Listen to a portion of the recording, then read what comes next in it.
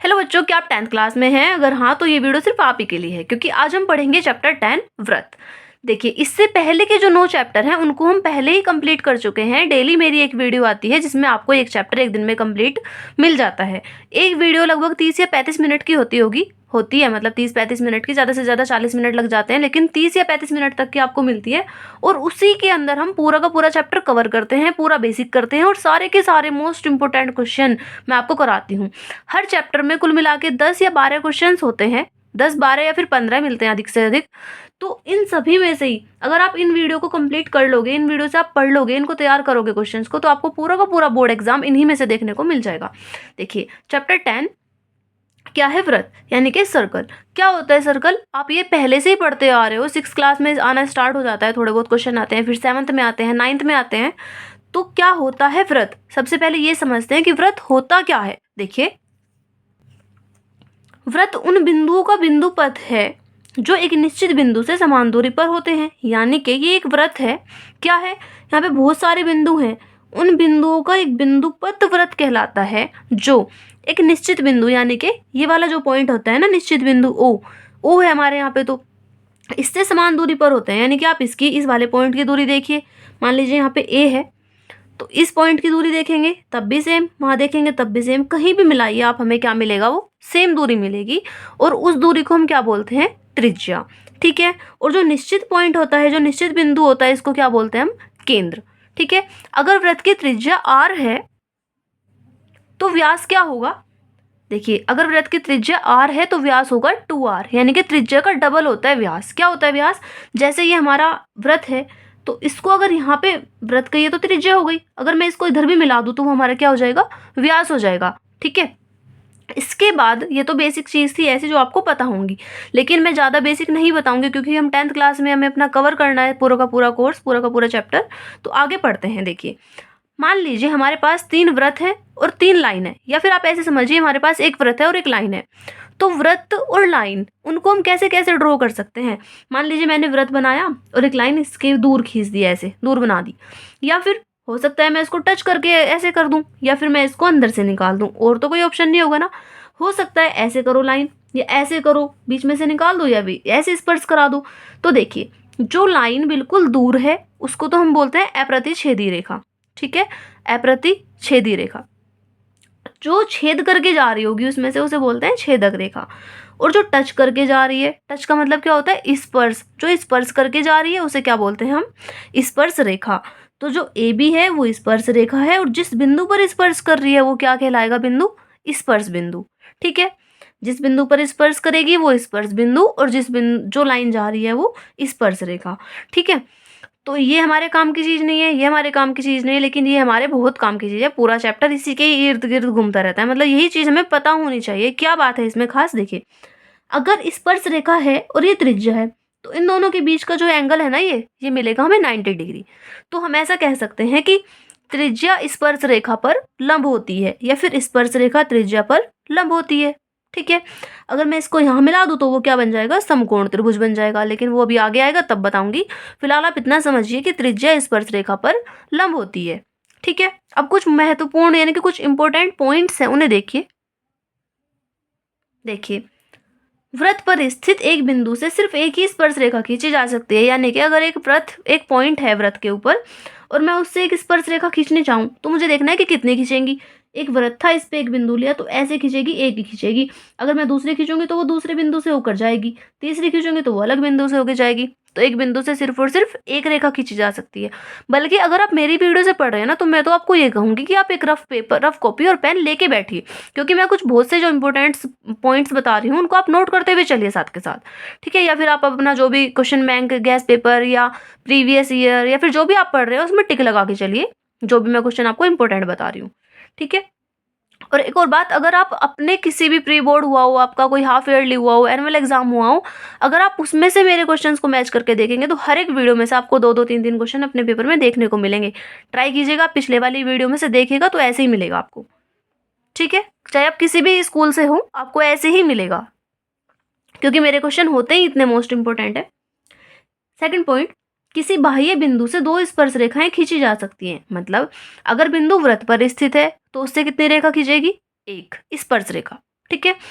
अगर बिंदु बाहर स्थित है तो उससे खींचेंगे 2 स्पर्श रेखा। अगर आप तीसरी स्पर्श रेखा खींचने की कोशिश करोगे तो वो स्पर्श नहीं करेगी, बीच में से जाएगी। कितनी भी खींच लो बीच में से तो, लेकिन स्पर्श रेखा कितनी होंगी? 2।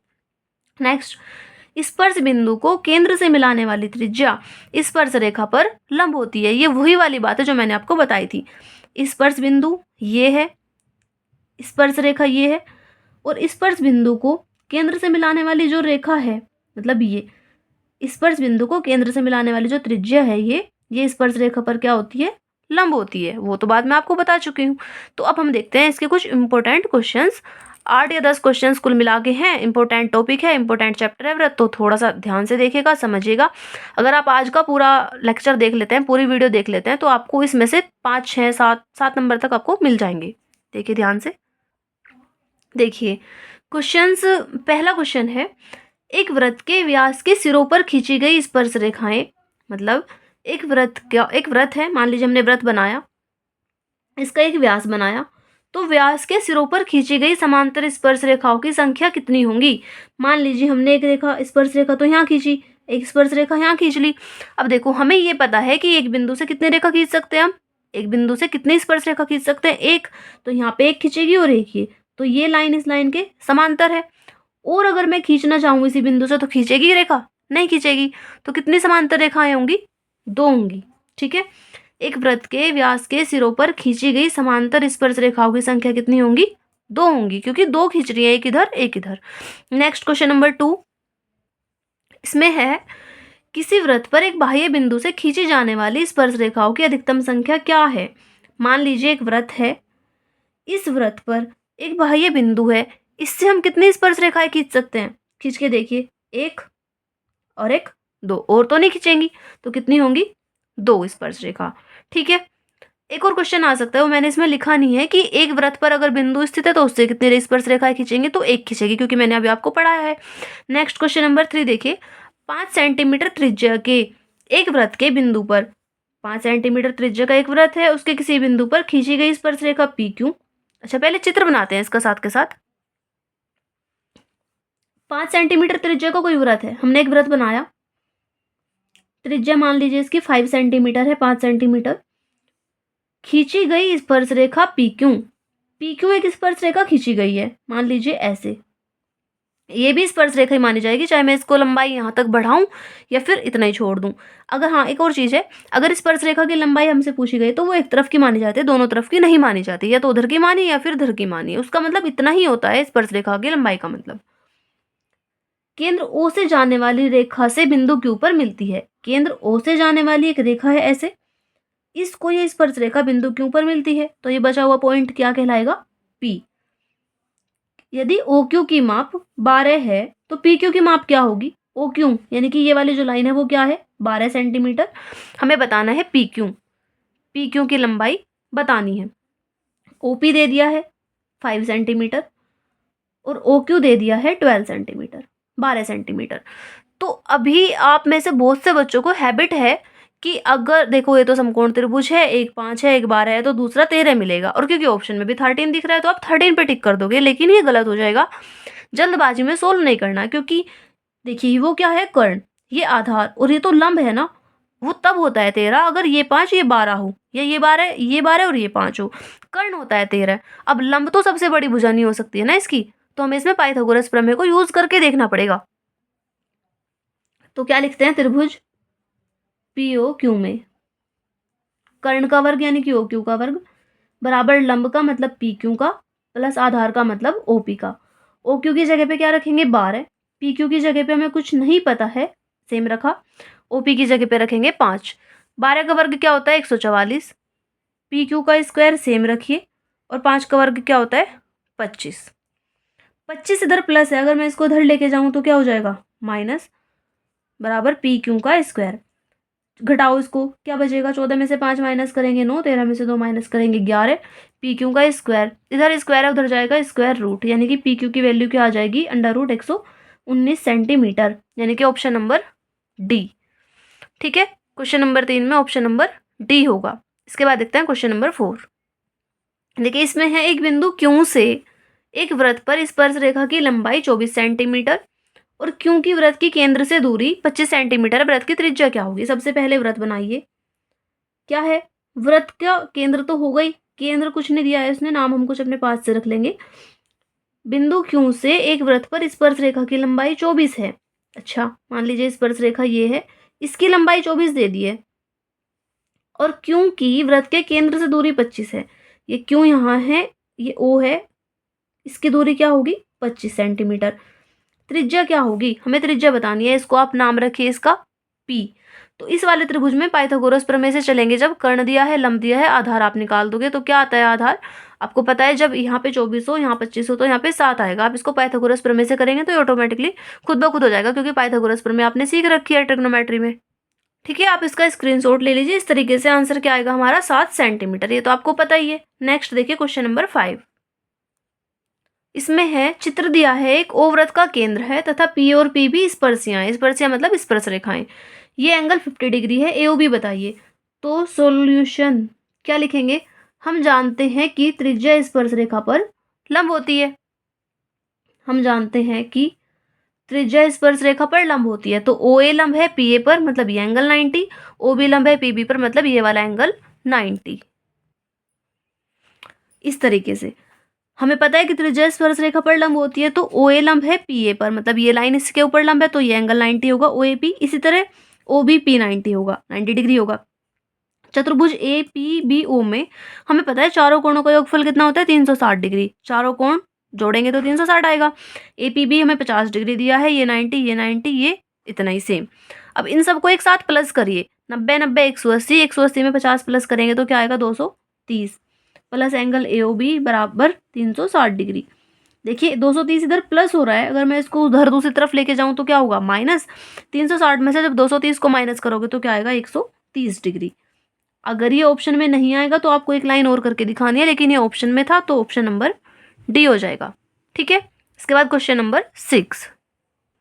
देखिए बहुत छोटा सा क्वेश्चन है। एक वृत्त की कितनी स्पर्श रेखाएं हो सकते हैं? तो कितनी होती है? अनंत। मान लीजिए एक वृत्त है, एक स्पर्श रेखा ऐसे हो गई, एक ऐसे हो गई, एक ऐसे हो गई, तो ऐसे बहुत सारी खींच सकती हैं, क्योंकि इसमें अनेक बिंदु हैं, अनंत बिंदु हैं, तो अनंत ही स्पर्श रेखाएं इसमें खींच जाएंगी। यानी कि बहुत सारे बिंदु हैं और बहुत सारी स्पर्श रेखाएं हम खींच सकते हैं हर बिंदु से। ठीक है, तो इसका छोटा सा आंसर है अनंत। Question number 7।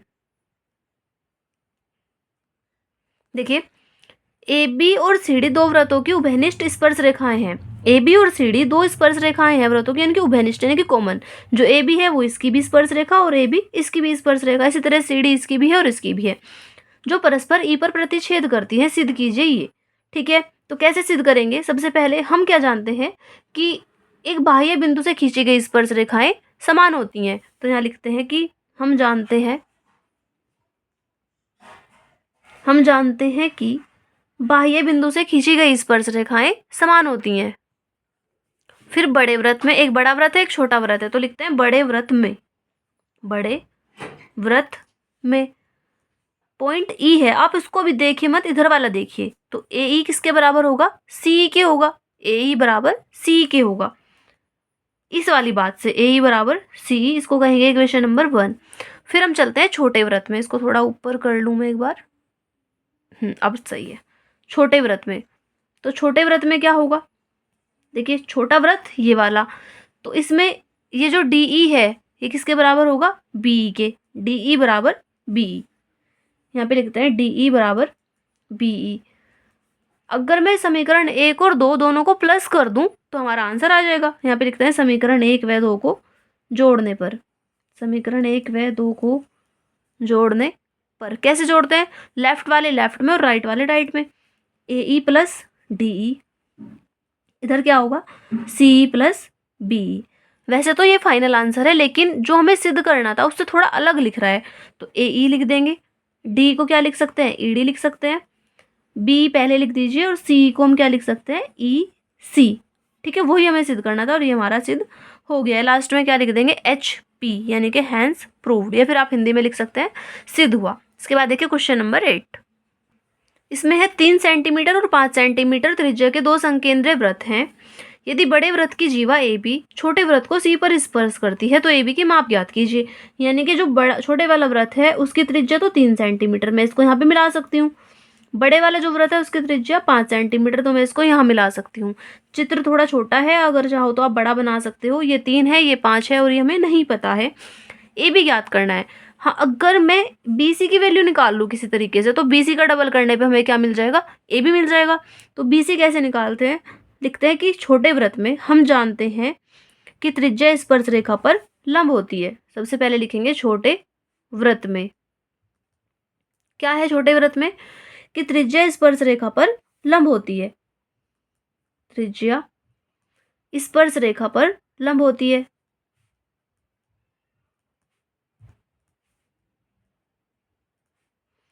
अगर त्रिज्या स्पर्श रेखा पर लंब है, यानी कि ओ सी लंब है बी सी पर, तो एंगल ओ सी बी कितना आएगा, 90 डिग्री। तो त्रिभुज ओ सी बी में चलेंगे, समकोण त्रिभुज ओ सी बी में। पाइथागोरस प्रमेय से इतना आपको पता है कि ये 5 है, ये 3 है, तो ये क्या आएगा, 4 आएगा, क्योंकि ये तो पाइथागोरियन त्रिक होती है। तो इस तरीके से पीसी क्या आएगा, 4 आएगा। पाइथागोरस प्रमेय से हमने इसको कर लिया है। अब देखिए एक बार बड़ा वृत्त देखिए, बड़े वृत्त में जो ए बी है वो क्या है, जीवा, और ओ सी है उसके ऊपर लंब। तो हम क्या लिखते हैं कि बड़े वृत्त की जीवा ए बी है, ठीक है, और हमें पता है कि केंद्र से जीवा पर डाला गया लंब जीवा को समद्विभाजित करता है। ओ सी लंब है ए बी पर, ए बी बात हमें पता है। तो हम लिखेंगे कि केंद्र से जीवा पर डाला गया लंब जीवा को समद्विभाजित करता है। ये बात हम 9th क्लास में पढ़ के आए हैं।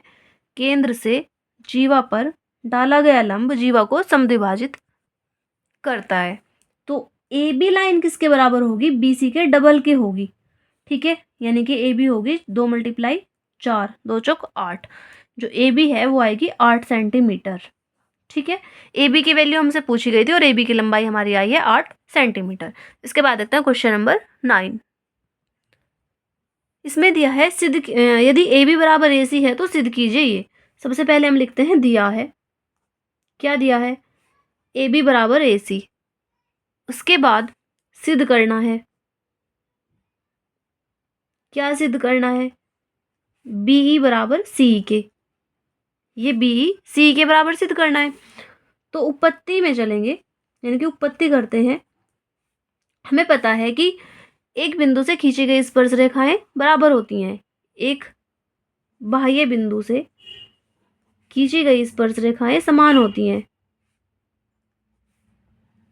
ठीक है। बाह्य बिंदु से खींची गई स्पर्श रेखाएं समान होती हैं या फिर बराबर होती हैं।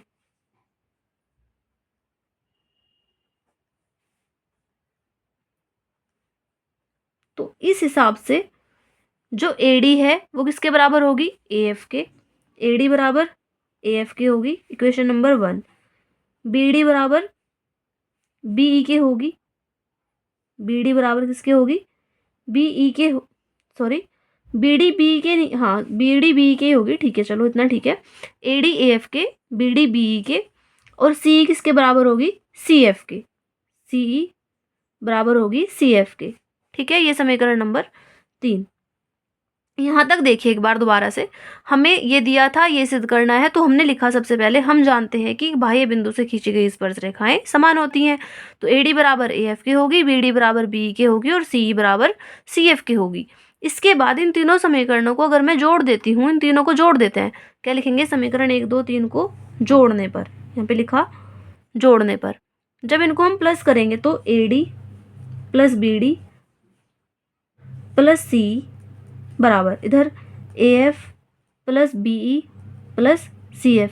देखिए AD और BD अगर इन दोनों को प्लस करेंगे तो अपने डायग्राम में देखिए AD और BD को प्लस करेंगे तो क्या आ जाएगा, AB, इधर CE। यहाँ से AF और CF को प्लस करोगे तो आएगा AC प्लस BE। चूँकि हमें पता है कि जो AB है वो AC के इक्वल है, तो AC की जगह पे हम क्या रख सकते हैं, AB रख सकते हैं। AB की जगह पे या फिर यहाँ पे रखिए AB प्लस BE। AB से AB कट जाएगा, क्योंकि दोनों जगह जब सेम चीज़ होती है तो वो कट जाती है। क्या बचेगा, इधर बचेगा CE और इधर बचेगा B। वही हमें प्रूव करना था, BE बराबर CE, BE बराबर CE, ठीक है। ये सिद्ध हो जाएगा इस तरीके से। इसके बाद देखिए क्वेश्चन नंबर 10। देखिए इसमें है एक वृत्त के परिगत एक चतुर्भुज ABCD खींचा गया है, सिद्ध कीजिए कि AB प्लस CD बराबर AD प्लस BC। तो ये सिद्ध करना है, इसको आप कुछ नाम दे दीजिए। क्या नाम रखूँ यहाँ पे, P क्यू आर एस, कुछ भी नाम हम रख सकते हैं। तो सबसे पहले क्या लिखते हैं, दिया है एक व्रत, दिया है एक व्रत जिसके परिगत या जिसके चारों ओर, एक व्रत जिसके परिगत एक चतुर्भुज ABCD है, ABCD है। फिर लिखते हैं सिद्ध करना है, सिद्ध क्या करना है, ये AB प्लस CD बराबर AD प्लस BC, ठीक है, ये सिद्ध करना था। इसके बाद प्रूफ, उत्पत्ति, उत्पत्ति में क्या लिखते हैं कि हम जानते हैं बाह्य बिंदु से खींची गई स्पर्श रेखाएं समान होती हैं। तो ए से कौन कौन सी खींच रही है, AP और AS, तो यहाँ पे लिखते हैं AP बराबर AS। B से कौन सी खींच रही है, BP और BQ, इसको थोड़ा मैं ऊपर करती हूँ एक बार, BP और BQ, BP बराबर BQ हो जाएगा।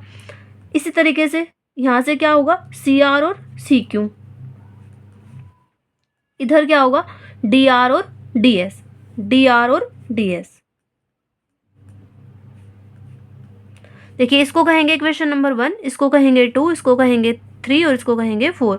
यानी कि हमारी 4 समीकरण बन गई है, समीकरण 1, 2, 3 और 4। इन चारों समीकरणों को जोड़ने पर, यहाँ लिखते हैं जोड़ने पर, आप चाहो तो ऐसे लिख सकते हो, समीकरण 1, 2, 3 और 4 को जोड़ने पर, उससे और ज़्यादा अच्छा लगेगा। लेफ्ट वाले लेफ्ट में, राइट वाले राइट में, AP plus BP plus CR plus DR बराबर, इधर हो जाएगा AS plus BQ plus CQ। Most important question है ये, इसको जरूर करके जाएगा एग्जाम में तैयार। देखिए AP प्लस BP को अगर मैं एक ब्रैकेट में कर दूं, CR प्लस DR को एक ब्रैकेट में, इन दोनों को एक ब्रैकेट में, और करना तो इन दोनों को भी एक ब्रैकेट में, लेकिन अभी मैं कर नहीं पा रही हूँ, आप खुद करना, एक बार एक लाइन छोड़ दूंगी मैं आपके लिए, इसको करना आप, ठीक है। अब देखिए AP प्लस BP, एक बार अपने डायग्राम में देखिए, AP प्लस BP को क्या लिख सकते हैं, AB, BQ और CQ को क्या लिख सकते हैं, BC, CR और DR को लिख सकते हैं CD, और AS और DS को लिख सकते हैं AD। तो AP प्लस BP का मतलब क्या हुआ, AB, CR और DR का मतलब हुआ CD, BQ और CQ का मतलब क्या हुआ, BC, AS और DS का मतलब हुआ AD। यानी कि AB प्लस CD बराबर BC प्लस AD। जो मैं दिया था एक बार वो लिख दो, AB प्लस CD बराबर AD पहले लिखा था और BC बाद में लिखा था, तो ये हमें सिद्ध करना था, इसको हम लिख देंगे HP, ठीक है। क्वेश्चन नंबर 12 देखिए, देखिए इसमें है सिद्ध कीजिए किसी वृत्त पर बाह्य बिंदु से खींची गई स्पर्शी परस्पर बराबर होते हैं तथा केंद्र पर समान कोण अंतरित करते हैं। इसको आप एक बार खुद से ट्राई करिएगा, इंपॉर्टेंट क्वेश्चन, अगर नहीं होगा तो मुझे कमेंट करिएगा, फिर मैं आपको इसको करके दिखाऊंगी, ठीक है। हम देखते हैं क्वेश्चन नंबर 13। देखिए इसमें क्वेश्चन आपको दिखने में बड़ा लगेगा, टफ लगेगा, लेकिन टफ बिल्कुल नहीं है, बहुत ज़्यादा ईजी है, लिखने में ज़्यादा बड़ा लग रहा है बस ये। संलग्न चित्र में 2 वृत्त हैं जिनके केंद्र O और O डैश हैं। तो O और O डैश 2 केंद्र हैं इनके, मतलब सिद्ध क्या करना है, DC बराबर EF, DC ये है और EF ये है, हमें इन दोनों को इक्वल सिद्ध करना है। तो हमें क्या पता है कि बाह्य बिंदु से खींची गई स्पर्श रेखाएं समान होती हैं, पता है हमें, वो बात हमने लिख ली है। हम जानते हैं कि बाह्य बिंदु से खींची गई स्पर्श रेखाएं समान होती है लंबाई में। तो अगर अभी छोटे वाले वृत्त को आप इग्नोर करो, इसे ना देखें अगर हम, तो हमें क्या दिख रहा है, बड़ा वृत्त, बड़े वृत्त में ये स्पर्श रेखा इसके बराबर होगी, PC बराबर PE के। इसी तरीके से छोटे वृत्त में अगर हम इसे भूल जाएं तो हमें क्या दिख रहा है, PD बराबर PF के। उसको एक बार लिख देंगे। सबसे पहले बड़े वृत्त में क्या दिखा था हमें, बड़े वृत्त में PC बराबर PE के, इसको कहेंगे इक्वेशन नंबर 1। फिर छोटे वृत्त में, जब छोटे वृत्त में आप चल रहे हो तो बड़े वृत्त वाली चीज को अभी इग्नोर करोगे, बड़े वृत्त को छोटे वृत्त में हमें दिखा था PD बराबर PF के, PD बराबर PF के, इसको इक्वेशन नंबर 2 कहेंगे। अब समीकरण 1 व 2 को घटाने पर, समीकरण 1 से समीकरण 2 को घटाने पर, ठीक है, जब घटाएंगे तो लेफ्ट वाला लेफ्ट में से और राइट वाले में से राइट वाला, PD में से PC माइनस PD होगा और P माइनस PF होगा। PC में से जब PD को माइनस करोगे, एक बार अपना चित्र देखिए आप, PC में से PD को जब माइनस करेंगे, PC में से PD, तो क्या बचेगा CD, और PE में से PF करेंगे तो बचेगा EF, यानी कि CD बराबर EF, या फिर आप लिख दीजिए DC बराबर EF। वही हमें सिद्ध करना था, देखिए ये रहा DC बराबर EF। तो ये हमारा लास्ट क्वेश्चन था। इसी के साथ हमारी एक्सरसाइज कंप्लीट हो जाती है, बल्कि चैप्टर कंप्लीट हो जाता है। अगर आपको वीडियो अच्छी लगे तो वीडियो को लाइक कीजिए, शेयर कीजिए एंड सब्सक्राइब कर लीजिए मेरे चैनल को। साथ ही साथ अगर आप चैनल पर नए हैं तो बेल आइकन को प्रेस भी कर लीजिएगा, ताकि आने वाली वीडियोज़ के नोटिफिकेशन आपको मिलते रहें। तो मिलते हैं अपनी नेक्स्ट वीडियो में, तब तक के लिए बाय, टेक केयर।